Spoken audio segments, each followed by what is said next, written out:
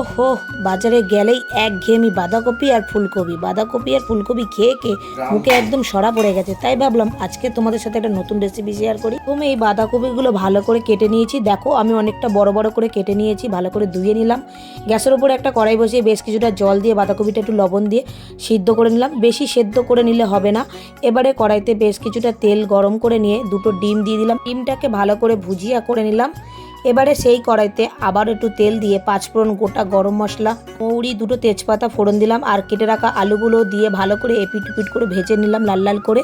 একটুখানি লবণ দিয়ে টমেটো দিয়ে ভালো করে কষিয়ে নিয়ে তারপরে জিরের গুঁড়ো, লঙ্কার গুঁড়ো, কাশ্মীরি লঙ্কার গুঁড়ো, আদা রসুন কাঁচা লঙ্কা বাটা দিয়ে ভালো করে কষিয়ে নিয়ে তারপরে এবারে দিয়ে দিলাম বাঁধাকপি ভাপানোগুলো, বাঁধাকুচি, ডিম ভুজিয়া, বেয়াস্তা, গরম মশলা, চিনি দিয়ে ভালো করে কষিয়ে নিয়ে এবারে দেখো আলুটা একদম সিদ্ধ হয়ে গেছে বন্ধুরা। গরম গরম ভাতের সাথে কিংবা রুটির সাথে দারুণ লাগে। তোমাদের কেমন লাগলো অবশ্যই কমেন্ট বক্সে জানিও।